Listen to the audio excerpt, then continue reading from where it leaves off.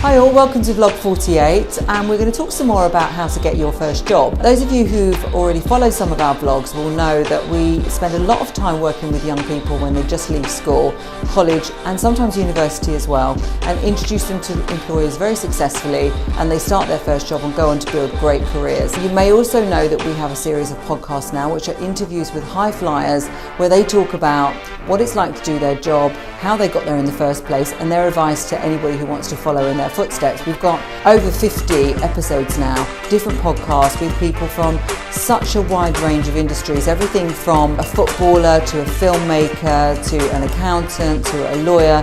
It's all there, and it really has gone down a storm, and we're averaging about 40,000 listens at the moment, not just from school leavers incidentally, but people that want to go on and change their career or get their next job. I've also written a couple of books as well, one for school leavers themselves, it's for students, and it's how to go about getting that perfect first job and building the career that they want. And I also then went on to write another book which was for schools about bridging the gap between them and employers.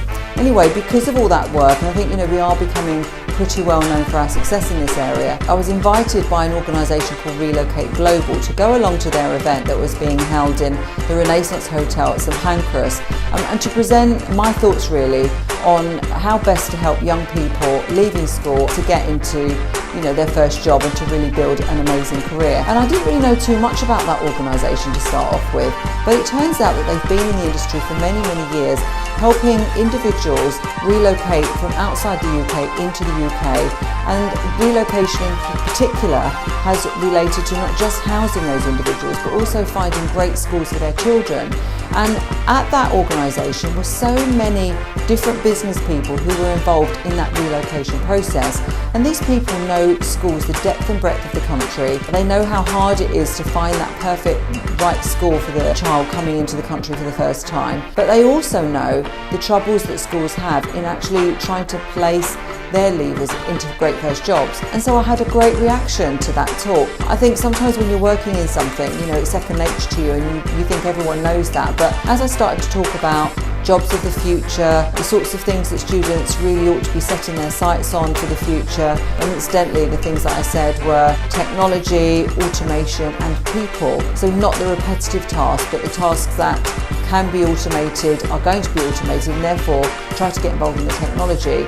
And also, everybody now is living longer, they're fitter, they're healthier, they want to be working for longer, and they want to be working in creative roles.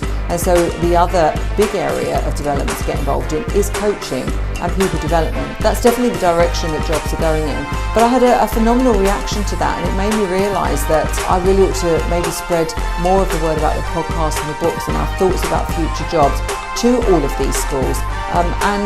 Yes, we do a lot of social media, and yes, the books are available on Amazon and Audible, and the podcasts are available on iTunes, but I think we need to do something more. So I'm really excited to announce that we are launching a book and podcast tour for all the schools in this country. We are going to go around the schools, probably not every single one of them, but certainly those that are interested in hearing what we have to say. And I'm going to talk about the books, and I'm going to show them the podcast, and I'm going to talk about future jobs. And I hope that this will really have an impact on helping schools to really bridge the gap between them and employers. We will invite employers along as well, so it will work both ways. We want to inspire more students so that they can get clear on what it is they want to do. One of the things that people did say to me was that the way that we make sense of the world of work really resonates. I always make sense of the world of work in 4 categories. I say to think about when you're born in a hospital of some sort, and then you're educated. So think about all the jobs associated with that. Everything from nurses and doctors and teachers to people who look after the facilities and take the x-rays and things of that nature. So that's one form of jobs. The next is construction and infrastructure. If you think that you live in a box, you drive in a box, you travel on a road, we term all of that as construction and infrastructure, and think about all the jobs associated with that, right the way from a bricklayer and a road worker through to an architect and a facilities manager. The next thing, the third category of 4 that we define is professional services. Think about when you go about your daily life and you're interacting with people, customer services, and speaking to people on the telephone, maybe to do with finances and bills and legal things, and all of that is professional services. And finally, when you're not doing all of that, hopefully you're going shopping, you're walking through parks, you're at the theatre, the cinema, and we term all of that retail and leisure, and think of all the jobs to do with that. And every single job can fit into one of those 4 categories, and we find that when we talk in those terms, then young people particularly can make huge sense of the world of work. One of those sectors tends to resonate with them, and then they have a niche or the startings of a niche that they can really focus on. So we're going to bring all of that to the schools and colleges and universities in this country. It's going to take the form of a book and podcast tour. We're going to call it How to Get Your First Job and Build the Career You Want. I'm excited about it. It means that we'll be on the road a little bit, but I'm sure that it will serve for more inspiration, not just for the people that hear the talk, but for us as well.